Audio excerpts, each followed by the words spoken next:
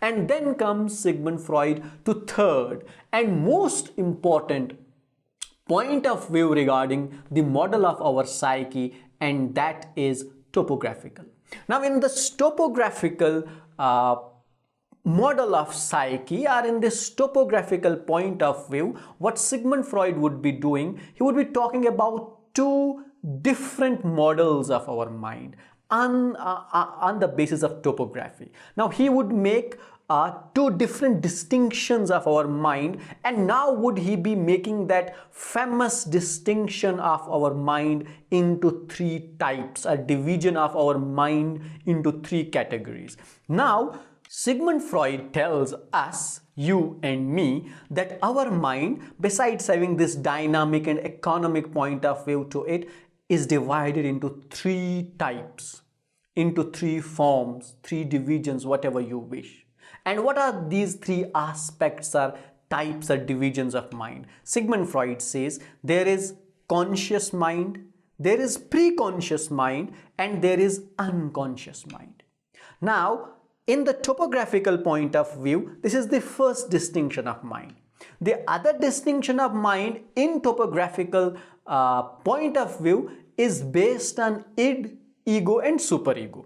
Now first we will talk about conscious, preconscious and unconscious mind. What is the function of these three layers of the mind, and what are basically these three layers of the mind? Now first we will talk about conscious mind. Sigmund Freud says conscious mind, as it means, is conscious on which a person has got full control, or which basically controls the activities of human beings, controls the drives of human beings against the external realities and against the desires of the body.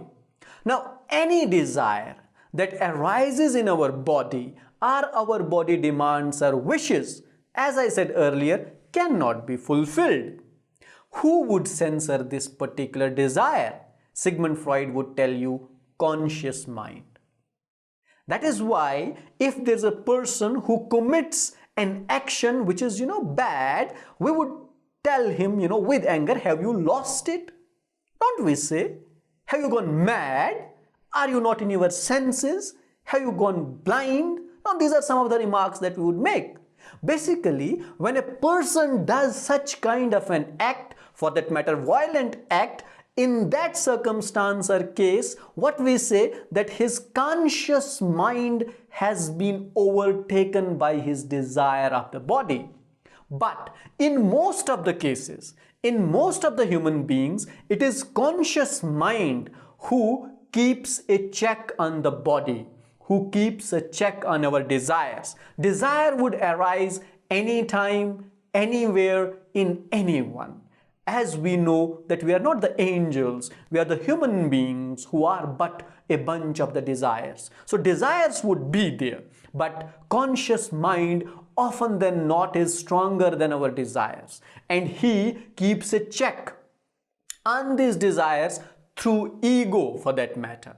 And he puts constraints on our body that these are the things which you cannot do, which you cannot perform, irrespective of the fact that how much you like it or how much you desire it.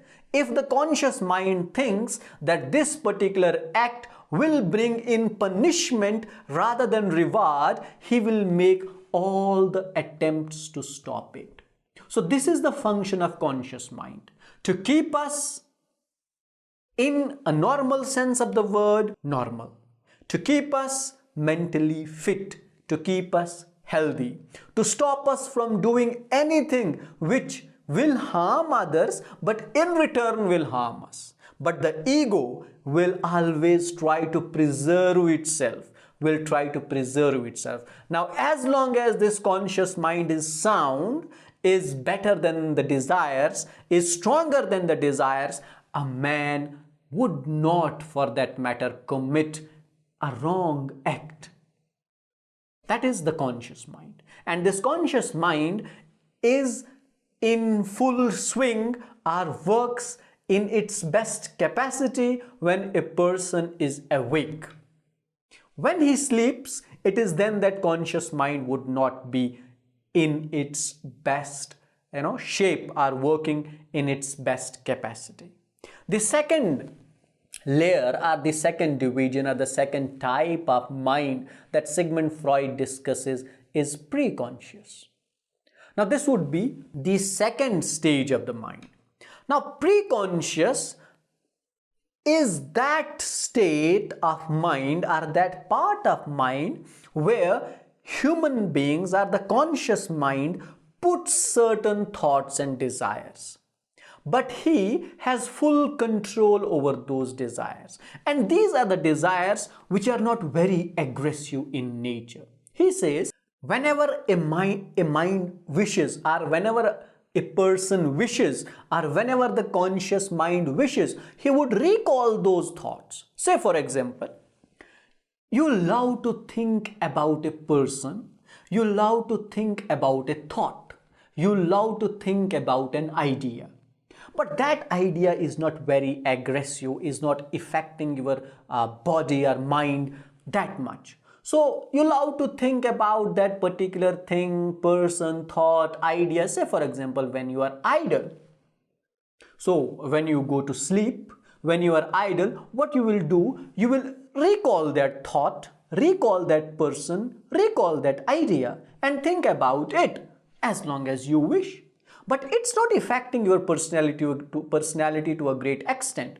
The moment you think there are other things which are worth doing, you will just put this thought back into the preconscious mind and start doing other things. Till you again get time and you think that I should think about this, so you would recall that thought from the preconscious mind into your conscious mind and you will again give a thought to it. That is the preconscious mind, where we store some of the desires which are not very harmful and conscious mind has full control over it or will over it. Whenever it wills, it recalls that thought which it has put in the preconscious mind. And it's not very dangerous for the human beings. It's like a right to the conscious mind to recall and to put them back there, recall and put them back there as he wishes. Then there is third state of mind, stage of mind, layer of mind, whatever you wish, and that is unconscious mind. And this whole idea of psychoanalysis is based on this unconscious mind. And this unconscious mind is like a dustbin, is like a place where conscious mind dumps all those desires which body arises and which are harmful for the ego, which are harmful for the conscious mind. Now you understand. Say for example, again Sigmund Freud would always talk about sexual desires.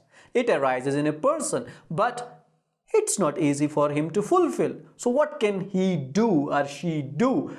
Now for that matter, conscious mind would tell the person that if you fulfill it, it's perhaps going to bring punishment for me, bad name for me. So conscious mind uses all its energy to throw this desire into the unconscious mind and makes all arrangements that this thought never returns back to the conscious mind. So this unconscious mind in return becomes a storehouse of the repressed thought. Now, we are up with two important concepts of this psychoanalysis, and one is repressed and the other is unconscious. Now, all the theory that will evolve post this would be based on this idea of repression and the unconscious mind. And it is this unconscious mind which influences the personality of a person. Conscious mind doesn't. Preconscious mind doesn't. They are, for that matter, we would say secular in their approach. So what unconscious is about, it's about these repressed thoughts, about these instinctual drives, which we talked at the beginning. The drives that body demands, that body desires. The body would put all the energy, but conscious mind knows that if this desire will be fulfilled, it will surely affect myself. It will affect ego. So what it does, it puts all of them into the unconscious mind. So unconscious mind in return becomes the largest part of the human mind. Now if you will see how this Sigmund Freud would discuss this division of mind would be based on the iceberg theory, where he says that the conscious mind and the preconscious mind is the top layer, the thin layer of this iceberg, and a lot of it lies in the unconscious, in the bottom, and that is something which is very difficult to reach. That is something which is very difficult to dig, and it is this part of the human mind that is unconscious which becomes a defining factor in the personality of a person, in the development of a person. And if any kind of a disease like anxiety, depression, or some other illnesses, which for that matter could be attributed to other aspects or elements also, this mind, this unconscious mind, and the stuff that is there in the unconscious mind is to a large extent responsible for those. Now, this unconscious mind is not static in its nature, is not fixed in its nature, rather it's dynamic. It's always in the process. It, tries to interplay, create a kind of interplay out there in itself, and it always strives to throw those repressed thoughts back into the conscious mind. Now that struggle which this unconscious mind strives is something that affects the human mind, our human personality, our human psychology. Now this unconscious mind is something which cannot be deleted, which cannot be erased. The stuff that lies in the unconscious mind, which would be all the repressed thoughts, all the repressed desires, all the unfulfilled wishes, which libido or which the instinctual derives, wished greatly, used all their forces and energies to make those desires happen, to seek pleasure out of those desires, but the conscious mind consciously would not allow the body to indulge in such kind of wishes and desires, so it represses them. It throws them into this dustbin. It throws them into the storehouse and makes all the possible efforts to keep them there. But as is the rule that the repressed are not always repressed, they in return turn to make efforts to get their right, to come back, hit the conscious mind and hit the mind of a person, so that he is reminded of that desire again and again, and that in return would lead to a lot of problems in the psychology. And Sigmund Freud says that for a psychiatrist, it's his task to watch out for this unconscious mind. It's not easy to reach there, because obviously conscious mind will not allow them. For example, a person has a repressed thought. He cannot share it with anyone. Who stops him from sharing? The conscious mind. The conscious mind tells him that, doing an act which is forbidden is a different thing. A forbidden desire is a different thing. Giving it a practical shape is an altogether different thing. Speaking about it is not allowed by the conscious mind. The conscious mind would tell the person that you cannot even talk about it. Therefore, it has to be in the unconscious mind. But the unconscious mind will not remain quiet. It will keep struggling, it will keep striving to make possible that this unconscious or repressed desire comes back to the conscious mind. And if a person has has a psychology which is quite disturbed, or this repressed thought is something which is greatly influencing or affecting him, her, would lead to make her sick, to make her ill, and maybe into the depression. And then is it the task of the psychiatrist to dig into this unconscious mind, make the patient comfortable enough so that his or her conscious mind allows at least the expression of this repressed thought, so that the what we say, solution would be reached. That is the first division of mind based on the topographical aspect or point of view. The second distinction that Sigmund Freud makes of our psyche or model of psyche based on the topographical point of view is based on id, ego, and superego. Now, id is again like that of body. It's like that of instinctual desires. It works on the principle of satisfaction. It does not care about whether this brings in reward or this brings in punishment. No, it has nothing to do with reward or punishment. What it is concerned with is the satisfaction, is the pleasure principle. And mostly Sigmund Freud says that this aspect of id is there in the kids. Small child, when he feels hungry, he would cry, wouldn't he? A baby, he cries when he is hungry. He doesn't know any other thing. He would keep crying till his wish is fulfilled. Now, what is his wish? His wish is to be fed, is to be fed. Now, once he is fed, he stops crying. But if you do not feed him, he will not stop crying. Whatever the case be, he would cry for an hour, for 2 hours, for 3 hours for that matter. And say, for example, if a child falls ill, he has a problem, he'll again start crying. And he'll keep crying unless that is cured. So that is the principle of satisfaction. And that is how id works. Id works on the basis of the satisfaction. It desires something, it should have that desired fulfilled. If it's not fulfilled, he'll keep, asking for this desire. He would keep repeating for this desire. There is no other solution to it. But then there is ego.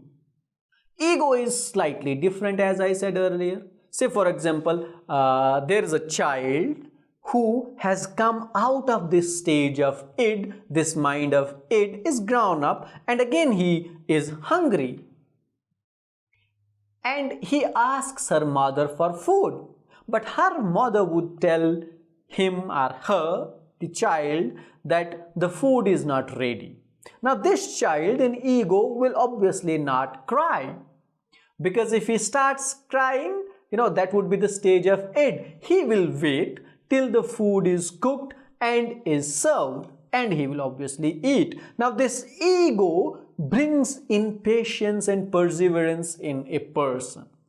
And he becomes, more conscious about the things that they work in our society. He is no more in that id that I need it. There is no question that you are not going to provide it to me. You have to provide it to me. Id would work on that principle. But ego doesn't work on that principle. It desires something, but then it looks whether this desire is good or bad. If it thinks that it's worth desiring, he would allow it. Otherwise, he would, be more patient. He would be having that patience in him to let it forego also.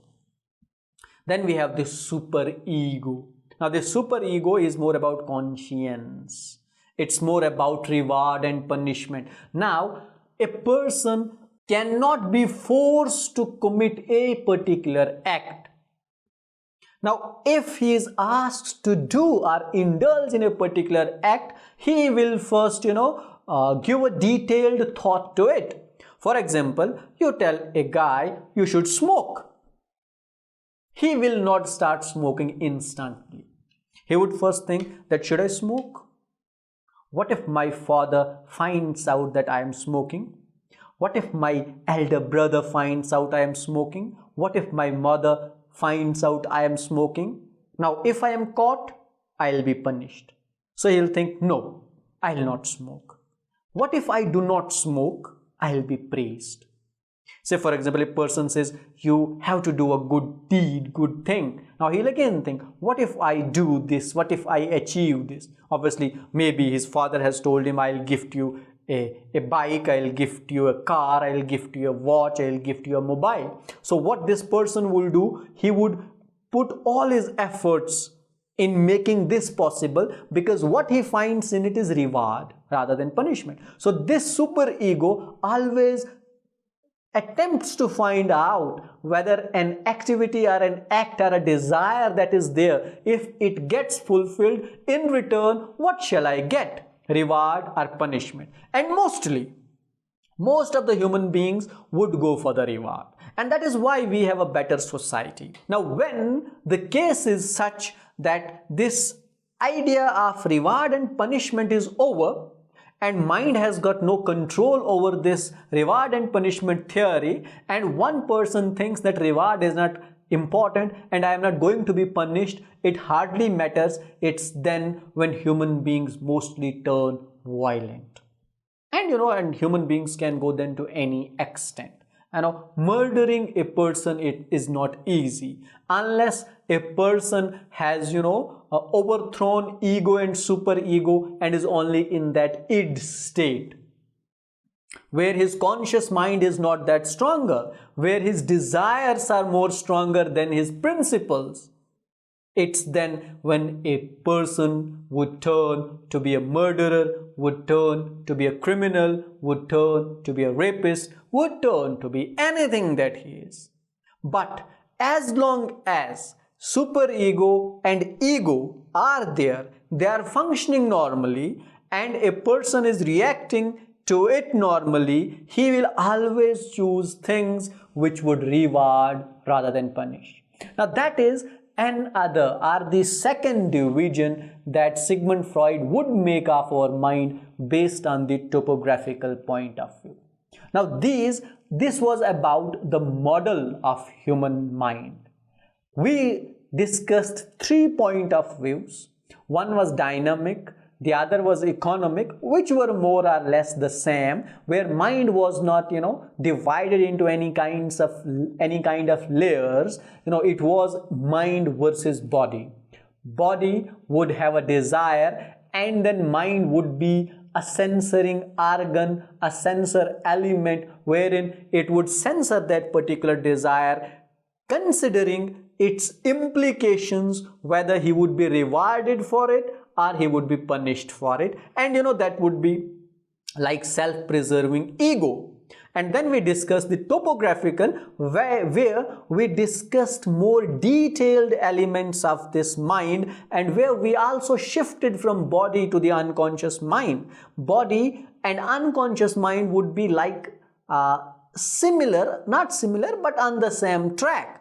All the desires that body wishes, which mind or ego or superego thinks are not worth, unconscious mind, conscious mind takes them and throws them into the unconscious mind. And then unconscious mind keeps these thoughts with him for a longer period of time, or for that matter, for the lifetime, but not in a dormant state, but rather in an active state. And from the unconscious mind, from the unconscious state, these things and these repressed thoughts and desires always try to come back to the conscious mind, impacting and influencing human personality. That was about mind. That was about the model of the psyche. That is all in this part of the lecture. To watch the next part of this lecture series, click on this video that has appeared on your screen. You can click here to subscribe your academy.